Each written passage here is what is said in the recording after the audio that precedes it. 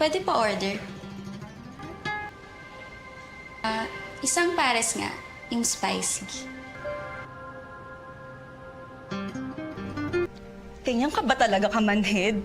Gusto kita. Matagal na kitang gusto. Ina naman. Lagi na lang siya nakikita mo. Ako yung talagang totoong nagmamahal sa'yo. Rose, pwede ba kitang ligawan? Ano naman ako basta-bastang malitin? Ayan oh! Sapat na ba yan para sa mga nawala mong kliyente?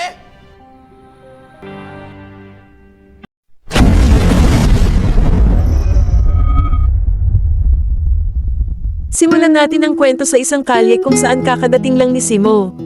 Si Simo ay isang working student na may-ari ng isang paresan na nakapwesto sa gilid ng kalsada. Kasama niya sa kanyang paresan ng isang babaeng si Maya.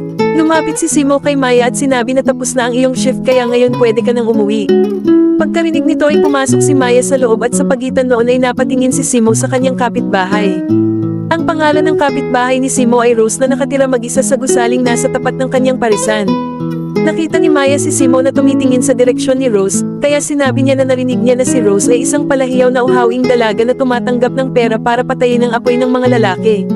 Kailangan niyang lumayo sa mga ganoong babae at mag-focus siya sa kanyang paresan. Pagkasabi niya ng chismis ay umalis na siya. Wala namang pinakinggan si Simo sa sinabi niya, bagkus ay kinuha niya ang telepono at nagsimulang kumuha ng litrato ni Rose. Si Rose ay hindi man lang tumingin pabalik kay Simo at agad din siyang pumasok sa loob. Ilang sandali pa ay inaasikaso ni Simo ang pera.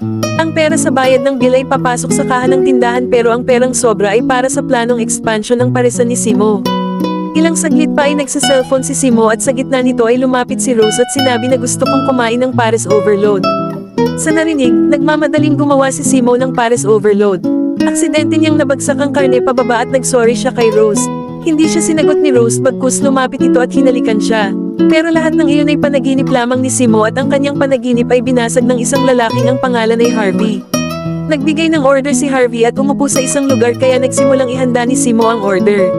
Madalas pumupunta si Harvey sa bahay ni Rose at alam itong mabuti ni Simo. Gabi na at magde-deliver si Simo ng order at sa gitna nito ay tumawag ang kanyang ama. Kailangan ng ama niya ng kaunting pera. Si Simo ay walang masyadong pera kaya hindi niya matulungan ng ama. Pagkaputol ng tawag ay tiningnan niya ang kanyang naipong pera at sa oras na iyon ay may isang binabae na lumapit. Nakita ng binabae ang kaunting pera ni Simo at tinanong siya, gusto mo ba kumita ng pera? Gusto ni Simo makapag-aral sa magandang kolehiyo at pagkarinig niya nito ay dinala siya ng binabae sa isang sulok at pagkatapos ay sinimulan nitong inumin ang kanyang buko juice. Pagkatapos simutin ng binabae ang kanyang buko juice ay binigyan niya si Simo ng pera at umalis. Kaunti lang ang ibinigay niya dahil hindi siya nag-enjoy kay Simo. Kinaumagahan ay tapos na ang shift ni Simo at nagsisimula naman ang shift ni Maya. Tinanong ni Maya si Simo kung kamusta siya pero wala sa usapan ng atensyon ni Simo dahil napatingin siya sa bag na nahulog sa sahig. Kinuha ni Simo ang bag at pagtingin niya ay may droga sa loob. Iniisip ni Simo na bag ito ni Harvey na kagabi ay kumuha ng order at madalas pumupunta sa bahay ni Rose. Inilagay niya ang bag sa kanya at naglagay rin siya ng plastic na may pares overload sa loob. Pagkatapos nito ay naglakad siya papunta sa gusaling iyon.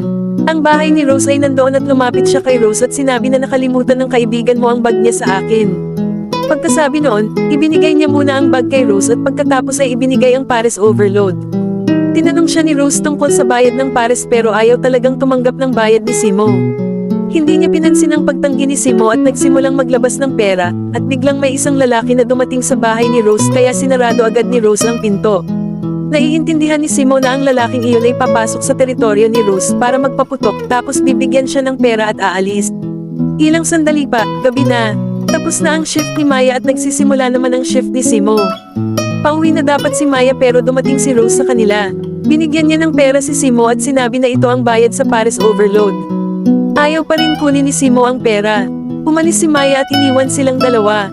Pagkaalis niya, sinabi ni Rose kay Simo na sobrang nagustuhan ko ang pares overload, gusto ko ulit kumain, pero ngayon kailangan mong tanggapin ang bayad.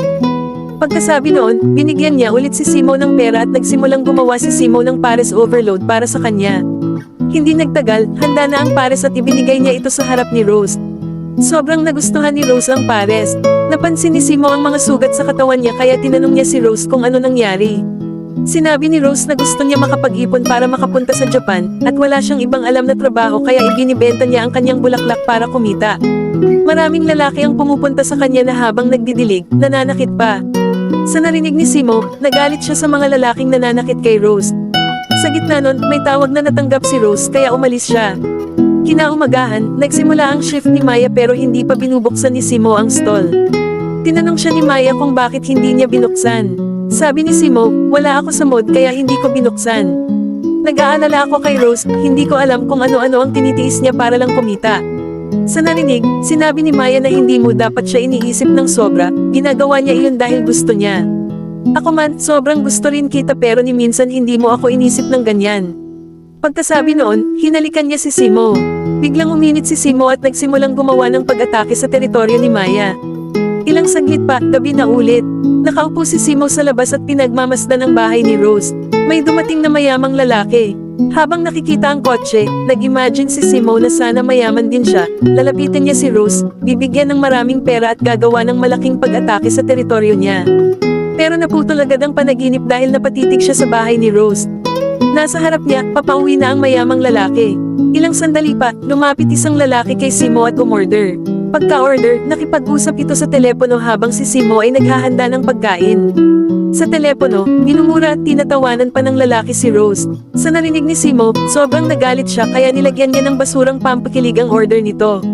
Pagkatapos, ibinigay niya ang order at umalis ang lalaki. Pagdating ng lalaki, dumiretso siya sa bahay ni Rose. Nakita ni Simo na pagkatapos kumain, pareho silang lumabas at nagsuka.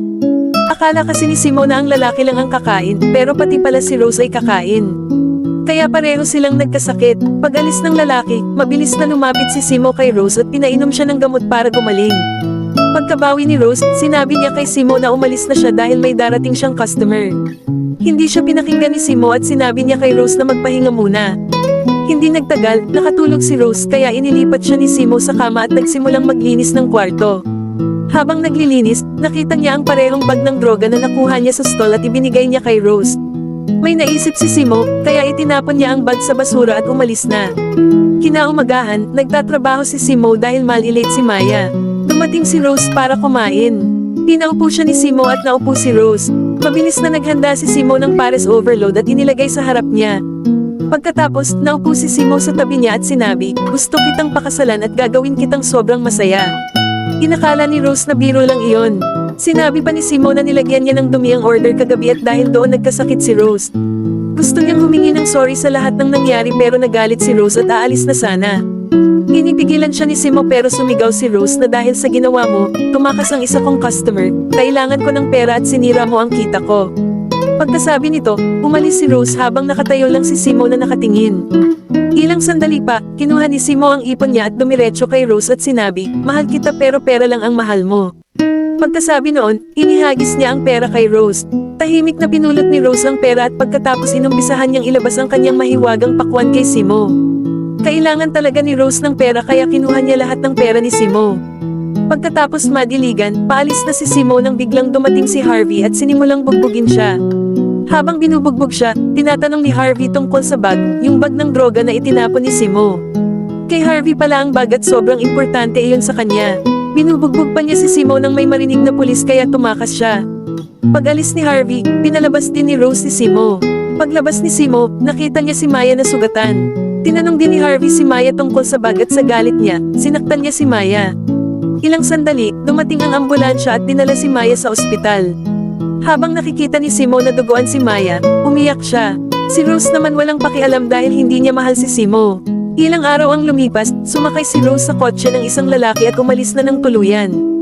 Gumaling na si Maya at lumapit kay Simo at sinabi, hindi mo pinahalagahan ang pagmamahal ko kaya babalik na ako sa aming bayan.